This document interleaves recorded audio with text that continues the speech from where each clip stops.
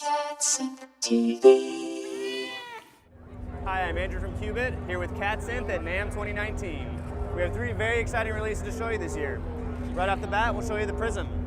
Prism is a multi-dimensional signal processor with stereo inputs and outputs.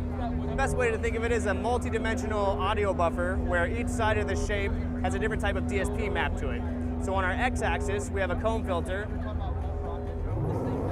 On the z-axis is our time control.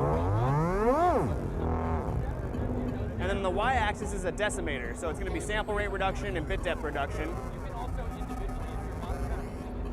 In addition, we can lock our buffer in place using the freeze control. It'll just keep looping, and then we can continue to mangle the buffer after we've allocated it.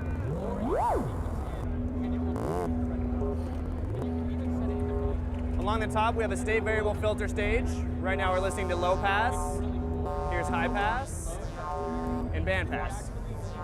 And then you can actually deactivate the filter altogether if you don't want to use that portion of the module. The bottom left is the mode control.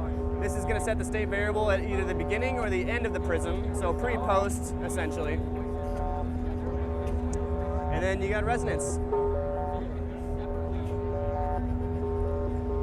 And that's the Prism. It's going to be available in March, and the retail price will be $249. So the Chord V2, our old Polyphonic oscillator is back. It's half the size with twice the functionality. For those of you not familiar with the Chord, it's a polyphonic oscillator with 4 voices. Each voice has an individual output, and then there's a summed output at the far right. So let's just... So right now we're just listening to the sum output. We've revamped the waveform section, so you still have access to sine, triangle, sawtooth, and square, just like on the old version, and you can morph between them. However, we've added 7 new banks of waveforms, each centered around a specific theme. This is the granular synthesis bank. This is the vowel synthesis bank. And what's more, you can add your own custom wavetables on the back using a micro SD card, so you're not restricted to just the waveforms that are on the module. We've added 2 new modes. This mode is chord mode, where all the voices are tuned together. The first new mode is called melody mode, and it allows us to decouple the 7th chord tone from the rest and sequence it independently. So you can hear the 7th chord tone there is creating a melody on top of our bass chord, which is not changing. The bass chord is staying static, the 7th chord tone is evolving and changing. The next mode is polyphonic mode. So now, all 4 voices are running free, and you can tune them or sequence them independently of each other. Right beneath that, we have the harmonize functionality. So on the new chord, we've added the ability to harmonize in all modes of the major scale. So if you set it a sequence,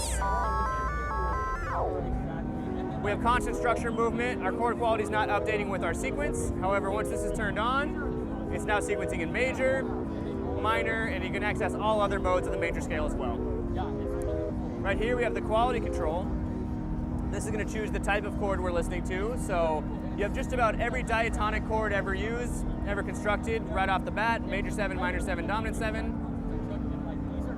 You can also, on the new version, program in your own custom chords and save them for later. So if you hold down harmonize for 3 seconds, we're now in the user bank of chord qualities. You can program in microtonal chords, tone clusters, so on and so forth, and then sequence through them on your own later. Beneath that, we have voicing. This is just going to set the placement of the notes within the octave and provide access to inversions and specific voicings.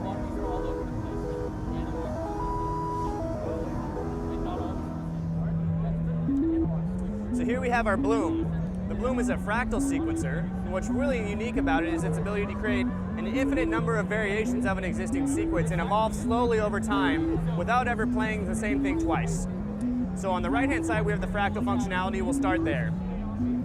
So right off the bat, we have the branches and the path controls. The best way to think of these is to use the analogy of a tree, where the trunk of our tree is the base sequence, and the branches are the number of variations accessible. So if you listen, our sequence right now is static, it's not changing. As soon as we bring up branches, now you have access to 1 variation of your original sequence. The farther to the right we turn this, the more variations that we have access to and the more that it's going to play through. Related to branches, the path control sets the direction that our sequence takes as it plays through all of the available variations and the base sequence. So if we bring this up, it's going to choose a different path through all of the variations. Now at the bottom we have the mutation control. What this does is it sets the amount of random deviation that's applied to each note. If it's all the way down, it's locked and our sequence isn't going to change. As soon as we bring this up, we're going to start to get random notes introduced to our sequence. And if we go all the way to the right, it actually becomes completely random, always changing. And then you can lock the sequence you just generated, and it'll stay the same. At the top is our root control. What this does is it's a global transposition for our sequence, so it'll just shift your entire sequence up diatonically. Now let's talk about the core sequencer functionality. Along the left we have 8 encoders. These correspond to each step in a specific page. So there's 4 pages available, 8 steps each, so we have a grand total of 32 steps available per channel. You can choose which channel you're editing by pressing the channel button. Green is channel 2, blue is channel 1, and white is a global editing section where you can actually change both channels parameters at once. So if we wanted to change the step value for one of our values, we just move the encoder.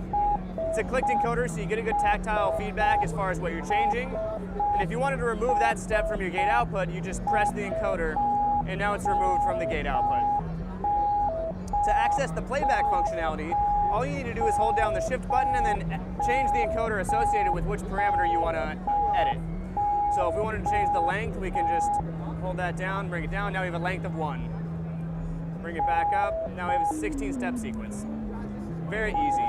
In addition, each channel can save 32 patterns that are stored in between power cycles and can be recalled at any time. That's the Bloom. It's going to be available in September, and the retail price will be $329.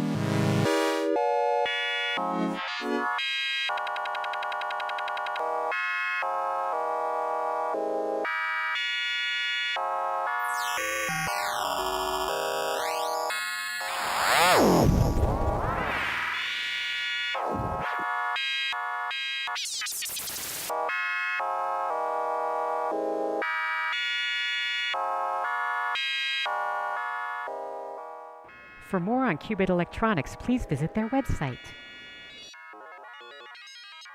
Thanks for watching. Check out more at www.catsynth.com and please subscribe to CatSynth TV. You are watching CatSynth TV.